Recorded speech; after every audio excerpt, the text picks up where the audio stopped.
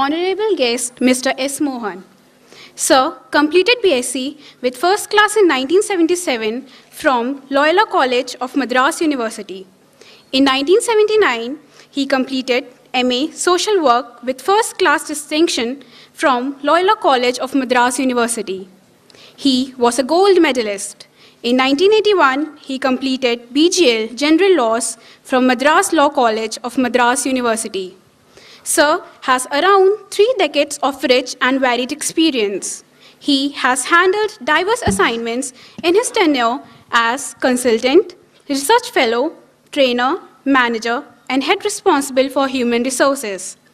He has been heading the HR function for the last 12 years in diverse industry sectors.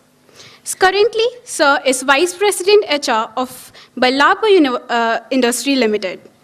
Sir has exposure to management consultancy, research, training, management development, and various facets of HR function. He has rich experience as resource faculty in conducting and managing training programs on both the functional and development aspects of management. He has presented and published conceptual and empirical papers and articles in national conventions, conferences, reputed journals, and management columns of national newspapers. Sir's prime interest areas are human resources development, design and implementation of HR systems, organizational process work, job enrichment programs, organizational design and development. His other competency areas include career succession planning and development, motivation and morale studies, executive compensation, organizational climate surveys, and organizational effectiveness. Sir is a professional member of Indian Society for Training and Development, ISTD, New Delhi, National HRD Network, National Institute of Personnel Management, NIPM, All India Management Association, AIMA, and Society for Human Resources Management, SHRM. Sir, it is a pleasure to have you here today. The podium is all yours.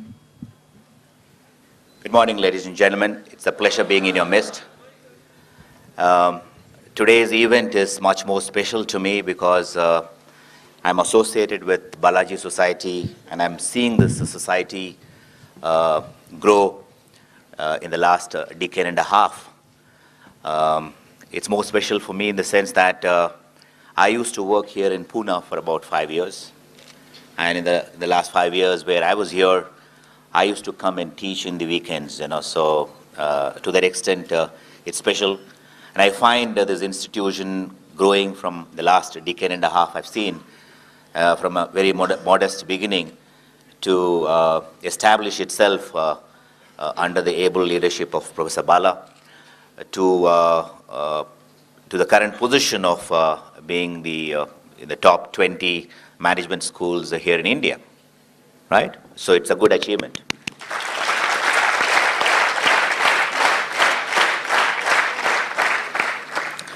It is also good to be here because when you're in the midst of youngsters, I think youngsters personify life and vibrancy. So we also get that little charm, being here. And I'm sure that being in the top 20 is not the destination. I'm sure that for the school, he has a vision to move it forward and probably become eminent schools in Asia, and it wouldn't be very too far away to say that you would have your global footprint too. So that's what is the wish list, right?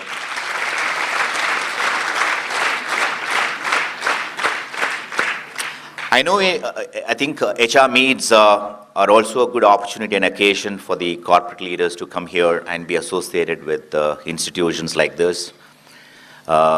It is also good in the sense that as part of corporate relations, you do the academia and the corporate world getting together and getting to know what the institute is doing and the kind of people you have and things of that kind. While that is so, I'm sure that the last 2 days and today, you would have had at least about a dozen plus odd people who have come here and then shared their insights, which I'm sure that would have been enlightening, wasn't it?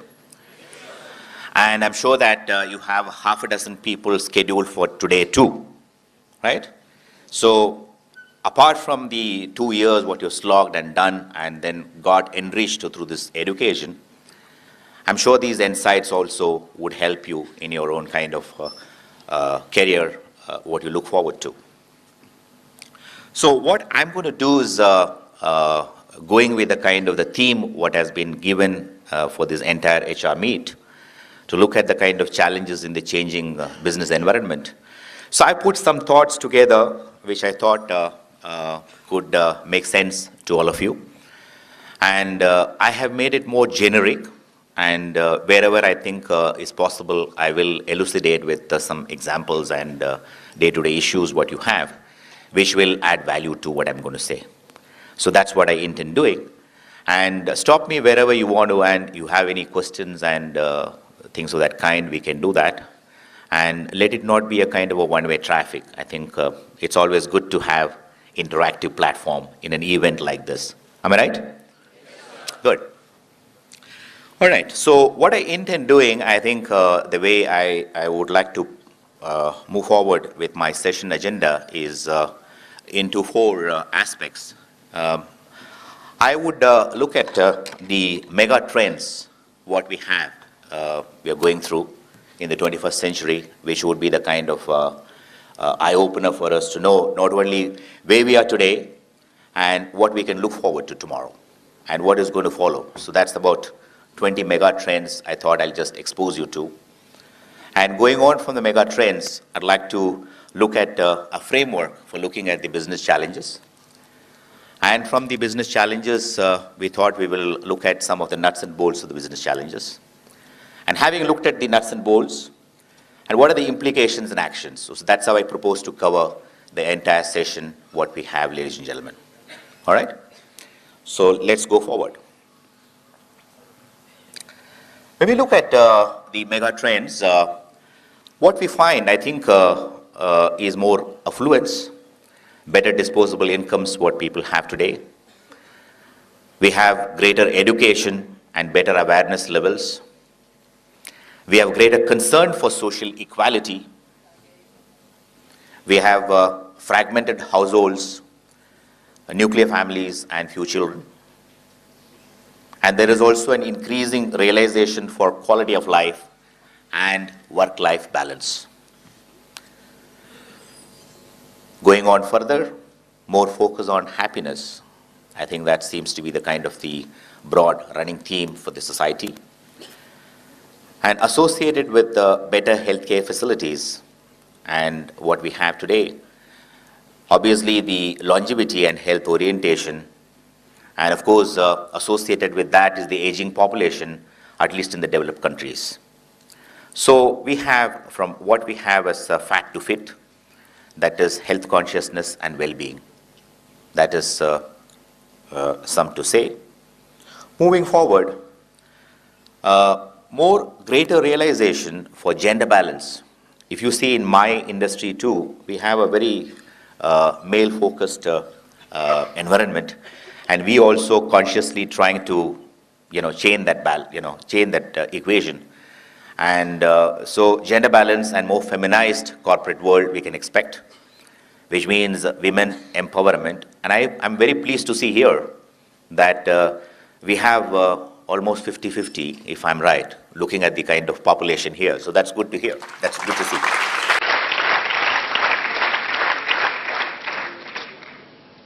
Life and business in general have become more complex. And what we find is very fast-changing, profound transformation around us. And today's business is all about scale.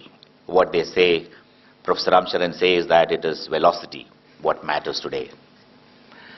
So doing business today, as the way we move forward, apart from the traditional models, what we find are delivery of goods, services, and spares is through the e-commerce route, which is taking shape, which is what is moving in that direction. Then we have better technology, greater automation, and factory of future, we can say that would be smart and green. And associated with that, we find all that revolution which is happening in IT. So obviously good IT tools for communication and decision making. Let me move forward. Environmental awareness and protection, which seems to be a very, very important concern. Associated with that is the sensitivity and concern for economic actions too. And world is also moving towards shifting towards cleaner and innovative technologies. And so that would entail pollution prevention, reduced use of toxic and hazardous substances, improved energy efficiency, and product reuse and recycling, which is also gaining importance. And we would also find, ladies and gentlemen, personalization of products and services. An opportunity to learn will continue to be important for the Gen Next. Mobility over stability seems to be a preference in career projection by employees. And at last, importance of global leadership. So these I find are, what I picked up are the mega trends for the 21st century. So this is the backdrop, what I would like to put in as the changing canvas, what we find, what is in the horizon, to start with. Now with this as the backdrop, I thought let me just give you a kind of a broad framework when we look at our business challenges. So what is the business framework, what we need to look at? Obviously, I think one has to look at what's happening in the external environment. And when we talk about the external environment, we have to look at our opportunities and threats, our market conditions, our competitors, customers, that is in terms of their needs and demands. That is the external environment. Then we have our internal aspects we need to look at, the internal factors. And the internal factors include the people, the kind of people, the quality of people, what we would need to have in our enterprises and organizations, and the systems and processes which we need to keep recalibrating as per the changing, evolving environment. And the resources, we keep auditing the resources and recalibrating them to suiting to our kind of requirements. And the culture. Culture has various facets to it, so right from a very harsh jungle culture, where survival of the fittest, which is very apt today, to what we find as, we say that we'll go and find the right quality people, because in today's context, I think the right quality people is very important. So we go and get the roaring lions.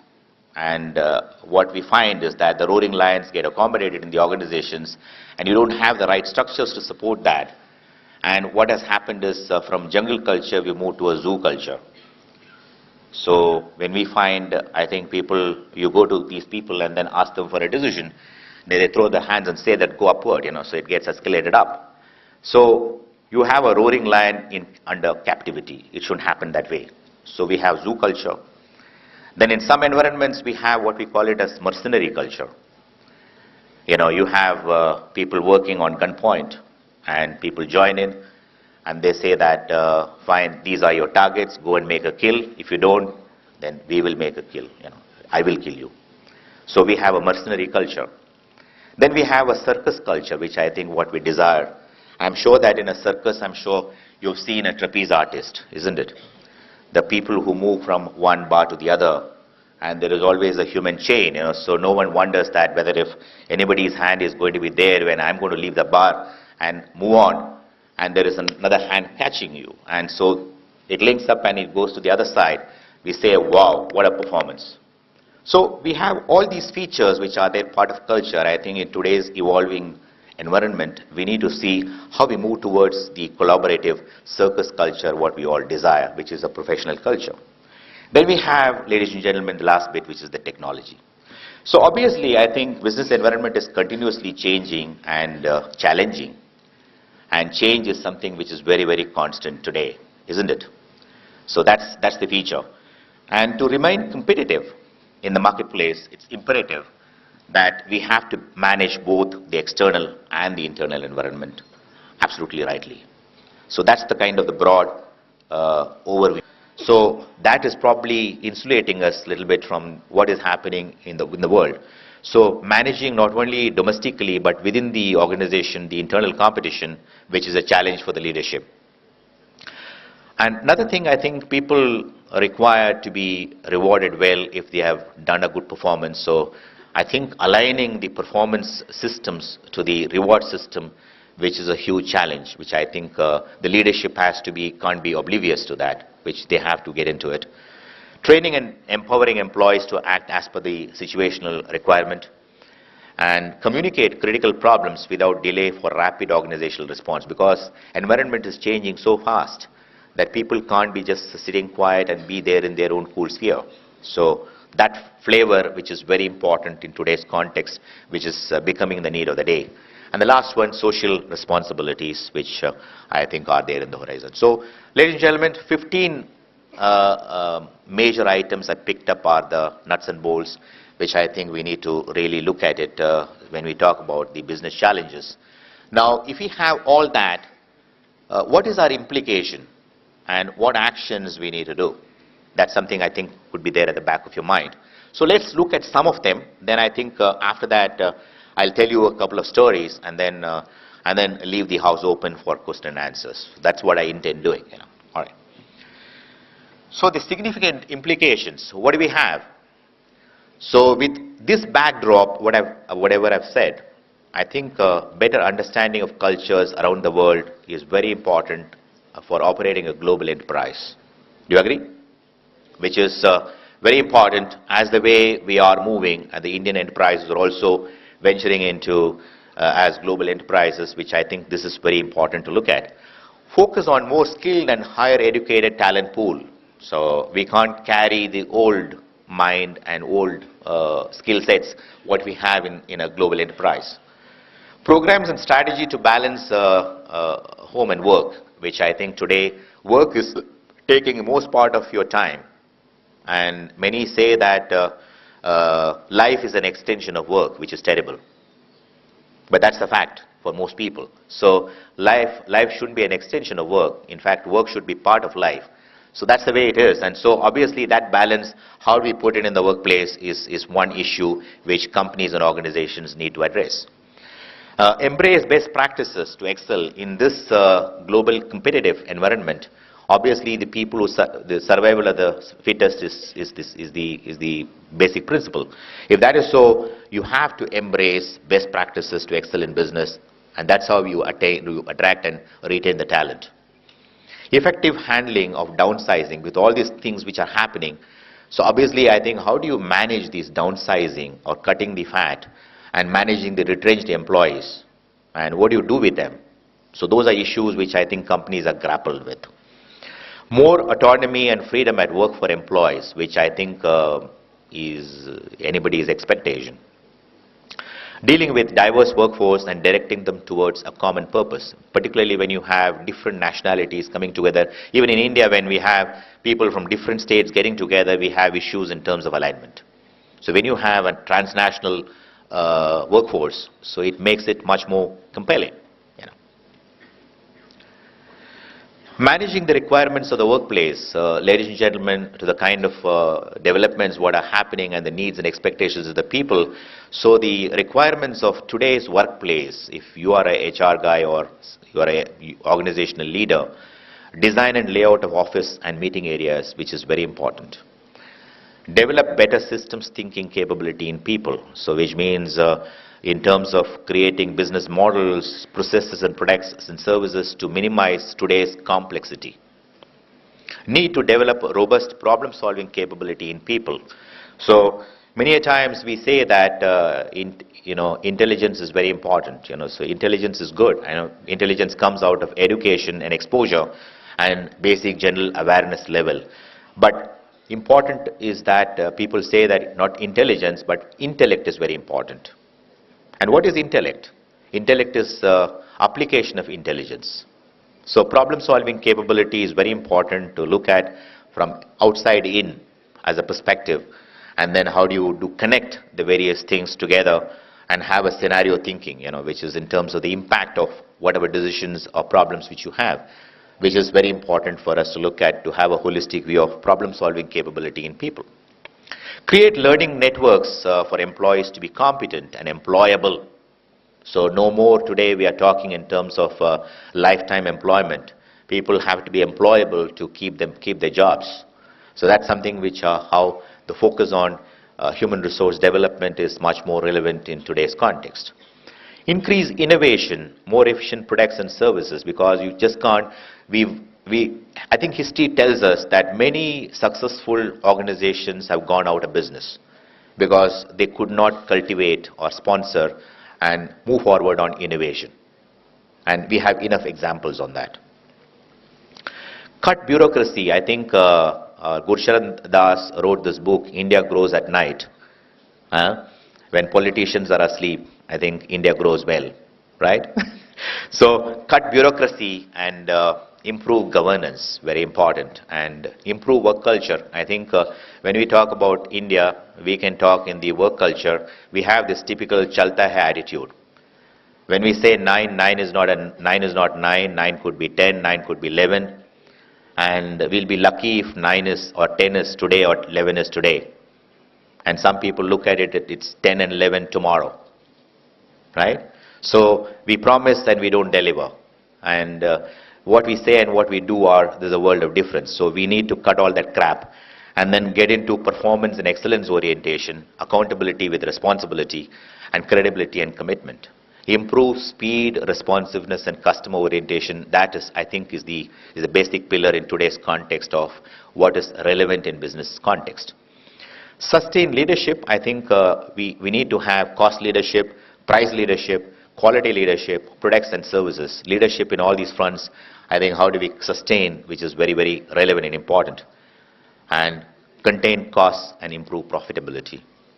So what is important today is to exercise a long-term responsibility to influence the change for the better. And, people say when they talk about change, I think many of them said that we need to have revolutionary changes. And I would say that we must have evolutionary changes at a revolutionary pace. So, ladies and gentlemen, these are some thoughts I thought I'll just leave you with. And before I conclude, I thought, the two stories what I wanted to tell you is so relevant in today's context. And the two stories what I want to tell you, I'm sure that a few years back, this book which came in the picture, and they also had a film on that. If I tell you the name, I'm sure that some of you or most of you would have read it. And this book's name is Who Moved My Cheese? Right? And today it is so relevant and apt, isn't it? And what does the story tell you? In the story there were 4 characters, right? The 2 humans, what are the names of the 2 humans? Names, come on.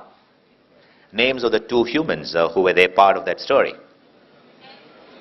Hem and Haw. Hem and Haw are the 2 humans. And what are the 2 animals there? Sniff and Scurry. And these are the 4 characters what the story tells you. And they had a cheese station which was plenty of cheese, and so all these 4 guys were making merry, eating all the way. And these 2 humans, Hem and Haw, used to come every day to the cheese station, eat the cheese and make merry and enjoy and go back, thinking that the cheese will always be there. And one day when they came back, they found the cheese was not there. So Hem, as the way his character is, was saying that who moved my cheese? Where the hell my cheese is gone? And Sniff and Scurry, while the cheese was there available in plenty, was never there.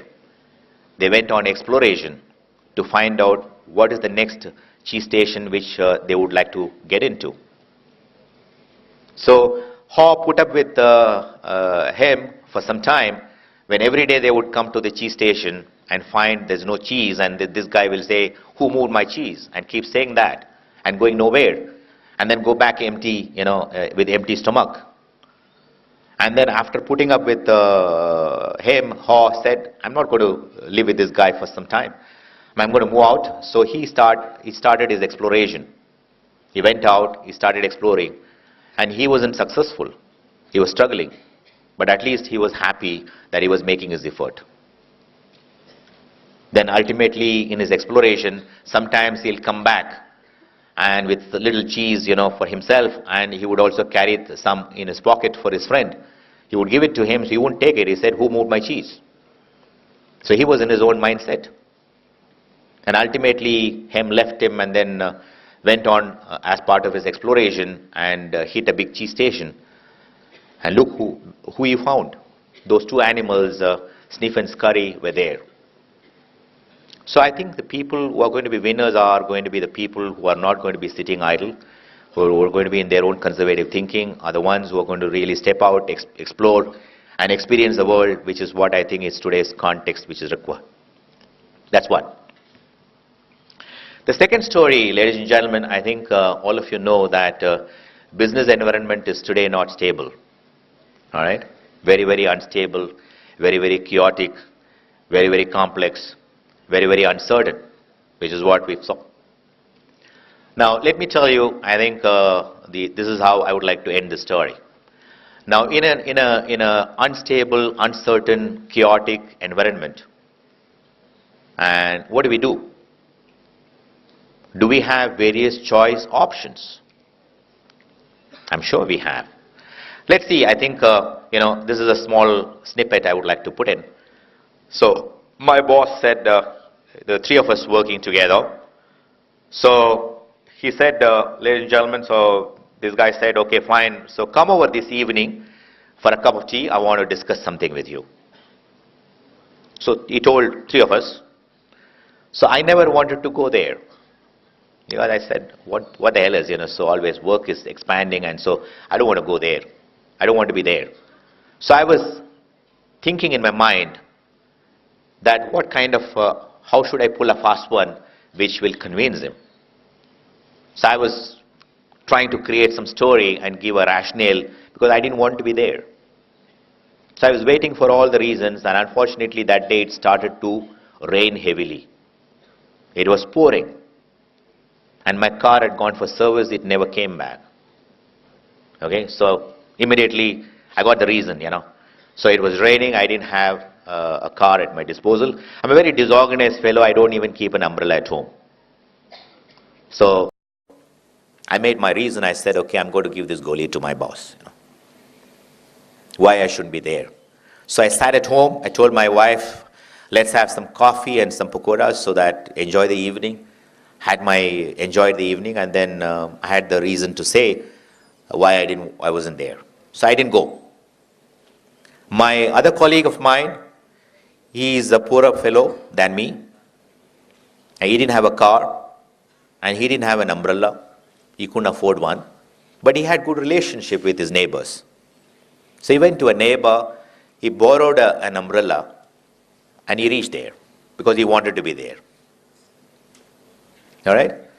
And the third fellow, who was my colleague, he is the poorer of the poorest. He didn't have a car, he didn't have an umbrella, he was living in a place, he didn't have neighbors. What did he do? He ignored the environment. He ran through the rain and reached there.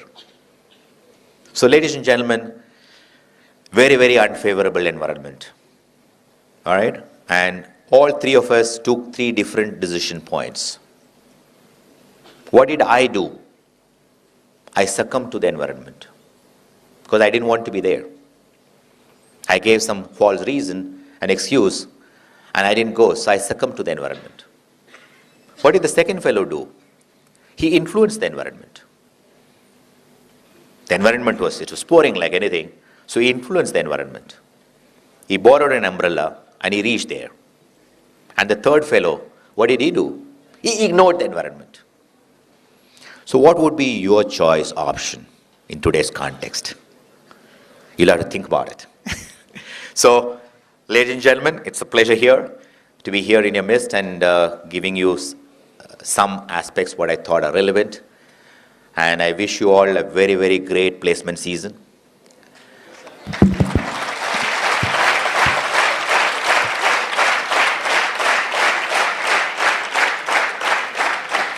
Keep the last story in mind, and in a tough environment, you have to do so many things, which I think is going to make, and the proof of the pudding is after 2 years of slogging, that what you do and where you get in is very important. So do not have any fixed ideas in your mind. Keep exploring. And the environment is different and tough, and it's different than what probably people of the earlier batches are used to. So in a situation like that, I'm sure that the last story would have given you some thoughts to ponder over and then see as to how we can manage. All right? God bless you. All the very best. Thank you so much.